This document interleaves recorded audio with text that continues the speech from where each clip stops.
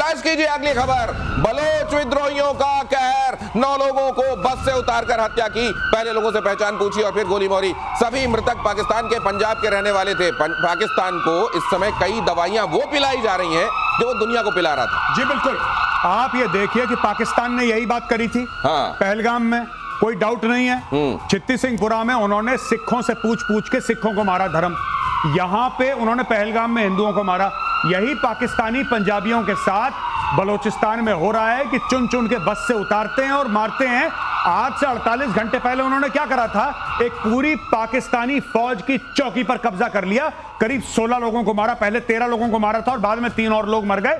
तो लगातार दर लगातार ऑपरेशन बाम के तहत Baloch liberation army, Baloch liberation force, ये सारे के सारे जो संगठन हैं मिलकर अटैक कर रहे हैं। और एक साथ आपको पता है पाकिस्तानी मीडिया में, मेन स्ट्रीम मीडिया में डिस्कशन हो रही है कि ऐसी कई जगह हैं जहां पे चुंगी नाके पे बीएलए खड़ा है, चुंगी नाके पे ऐसे खड़ा है बीएलए, पाकिस्तान आर्मी की ट्रक आता है सामने, वो देखता है बीएलए वाला खड़ा, यू टर्न लेके भाग जाता है।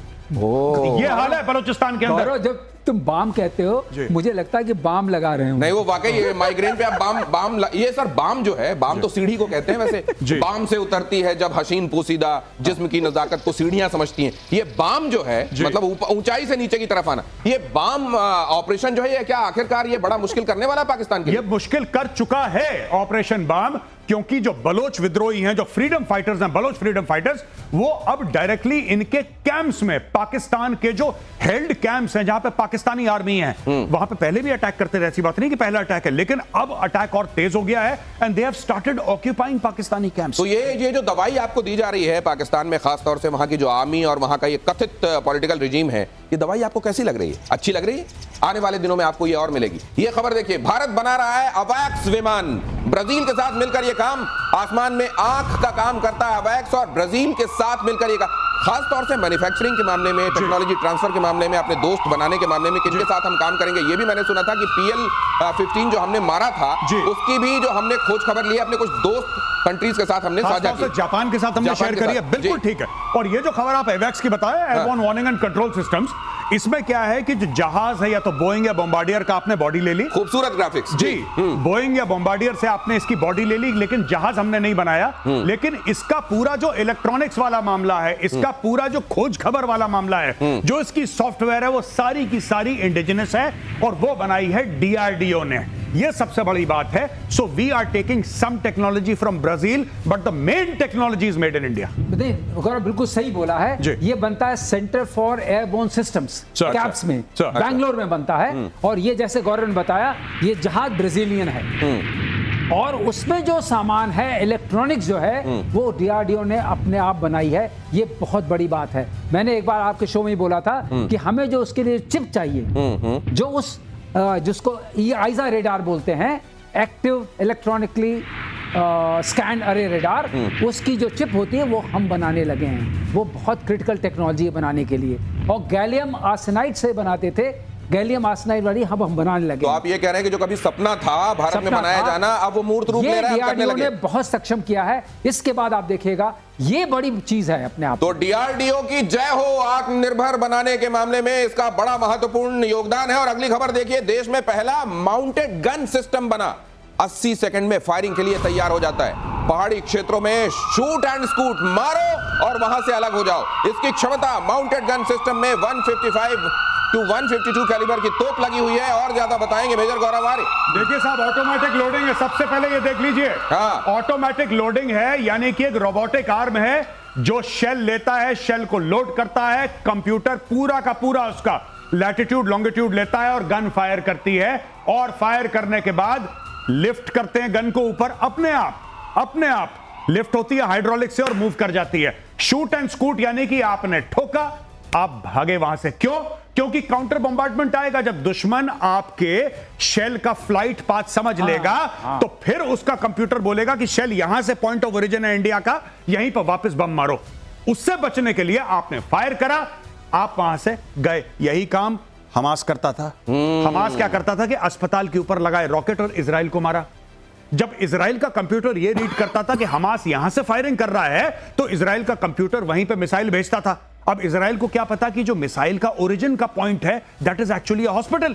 फिर ये लोग विक्टिम कार्ड प्ले करते थे। मैं आपको सिर्फ टेक्नोलॉजी समझा रहा हूं कि काउंटर बम्बार्डमेंट कैसे काम करती है। और ये है उसके लिए वेपन लोकेटिंग रेडार लगता है, जो कि स्वाति हमारे पास है। तो हमने बनाया है कि अगर वेपन लोकेटिंग रेडार भी उसके पास हो तो आप वहां से कट लिए। ओ, तो ये इस तरीके से मारना और वहां से फिर अलग जगह पे शिफ्ट हो जाना, ये टेक्नोलॉजी, और ये भारत अब खुद मुख्तारी के साथ करने लगा है। और शाही अंदाज में श्रीलंका के दौरे पर असीम मुनीर, मैंने आपको कल थोड़ा सा इसके बारे में बताया था, आज और अच्छे से समझ लीजिए। खास चार्टर्ड प्लेन से श्रीलंका जाएंगे मुनीर, बाइक सवार गार्ड्स के साथ चलेंगे मुनीर, और लग्जरी सिटी टूर और हेलीकॉप्टर की सवारी भी करने वाले हैं मुनीर। कटोरा छाप कंट्री में अपने नागरिकों को कटोरा पकड़ाकर वहां के फील्ड मार्शल अय्याशी करने श्रीलंका जा रहे हैं। नहीं, बिल्कुल अय्याशी करने श्रीलंका जा रहे हैं। और क्यों श्रीलंका जा रहे हैं मैं आपको आज ये भी बता दूं, ये बाद में खुलासा होगा, 1 महीने बाद हो सकता है या 2 महीने बाद।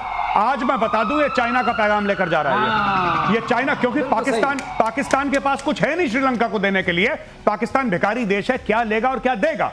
ये चाइना का एक बहुत महंगा कुरियर बॉय है। ये चाइना का कुरियर लेकर जा रहा है आसिम मुनीर, और आसिम मुनीर पैसे खर्च करवा रहा है अपनी सरकार के, अपनी गवर्नमेंट के। ऐश और याशी करेगा, गोल्फ खेलेगा, अच्छे अच्छे खाने खाएगा, 5 स्टार 7 स्टार होटल के बीच रिजॉर्ट में रहेगा, ऐश करेगा, वापस आएगा। लेकिन he is nothing more than a courier boy for the Chinese. ये चाइनीज का मैसेज ले जाता है। तो मुनीर तो खाएगा वहां पनीर, लेकिन अपनी आवाम को उसने क्या पकड़ा रखा है, देखिए इन तस्वीरों में आपको दिखाई दे रहा है। सर, आवाम इस तरीके से कटोरा लेके खड़ी है जी, और ये फील्ड मार्शल मौज कर रही है। वहां के मंत्रियों को कह दिया गया फॉरेन टूर पे मत जाओ जी। उनको कह दिया गया अगर कभी जाओ तो होटल मत रुकना, देखना कहीं सराय वराय हो तो रख लेना डेरा।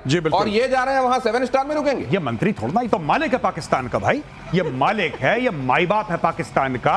He is literally the owner of Pakistan. अगर ये अय्याशी नहीं करेगा, चाहे अय्याशी के लिए इसके प्रधानमंत्री को भीख मांगनी पड़े IMF के पास, ये चार्टर्ड जेट लेकर जा रहा है। आपको लगता है अकेले जा रहा है? आपको लगता है अकेले जा रहा है? इसके साथ 100-200 की फौज जाएगी, इसकी सिक्योरिटी जाएगी, इसके और जर्नल जाएंगे। वो जाते रहे, लेकिन मरियम तो पाकिस्तान में है वैसे। मेरा भी, लेकिन मैं एक चीज और जानना चाहता हूं, जब कभी कोई पाकिस्तान में खास तौर से सेना का मुखिया श्रीलंका जाता है तो फिर पाकिस्तान की लंका क्यों लग जाती है? पाकिस्तान की लंका लगती है श्रीलंका से। पिछली बार मुशर्रफ गया था गोल्फ खेलने के लिए, तब पाकिस्तान में तख्ता तो पलट हो गया था। पिछली बार जब मुशर्रफ की फ्लाइट को लैंड नहीं करने दिया था, फिर 2-4-5 मिनट का तेल बाकी था, फिर कराची में लैंड हुआ, फिर वहां पे कू हो गया, नवाज शरीफ को पकड़ के जेल में डाल दिया, फिर उसकी पिटाई शिटाई हुई। नवाज शरीफ को एक ब्रिगेडियर ने थप्पड़ मारा था प्लेन में। पाकिस्तान के प्रधानमंत्री नवाज शरीफ को जब ले जा रहे थे तख्ता पलट के बाद एक जहाज में, तो नवाज शरीफ जोर जोर से बोलने लगा। एक सर्विंग ब्रिगेडियर जो उसको एस्कॉर्ट कर रहा था, उसने नवाज शरीफ के गाल पे हाथ रख दिया, बड़ी तेज, प्रधानमंत्री के गाल पे हाथ रख दिया और बोला कि बेटा चुप रहो वरना बहुत पिटोगे। लोकतंत्र ऐसा होता है, आपने देखा होगा भारत के प्रधानमंत्री जब तीनों सेनाओं के प्रमुखों से या CDS से मुलाकात करते हैं, आपने देखा होगा श्रद्धा का भाव क्या होता है इन ऑफिसर्स की निगाहों में। और यहां आप देख रहे हैं वो ब्रिगेडियर साहब नवाज शरीफ को थप्पड़ मार रहे हैं, और एक मेजर साहब ने इमरान खान के साथ जेल में जो किया है उसका तो जिक्र भी मैं नहीं करना चाहता। अगली खबर बताऊंगा आपको, पाकिस्तान में सच बोलने की सख्त सजा। 27 YouTube चैनलों पर प्रतिबंध लगाया गया, देश विरोधी खबर बताकर कोर्ट ने लगाया बैन। इमरान खान की पार्टी ने प्रतिबंध पर उठाए सवाल। इमरान खान बेचारे अब भी बड़ा जोखिम ले रहे हैं। नहीं, बिल्कुल इमरान खान जोखिम ले रहे हैं, ये बात आपकी बिल्कुल ठीक है। और जब हमने YouTube चैनल्स पे बैन लगाया था, तब पाकिस्तानी बड़ा जोर जोर से बोल रहे थे कि भारत में तो लोकतंत्र खत्म हो गया, भारत ने कैसे हमारे YouTube चैनल्स को बैन लगा दिया। अब ये जो पाकिस्तानी है बेचारे, ये 2 तरफ से मारे गए। एक तो इनको इंडिया ने बैन कर दिया, फिर इनको पाकिस्तान ने बैन कर दिया, यानी कि इनको दोनों साइड से सिर्फ फील्डिंग करने को मिली। इनको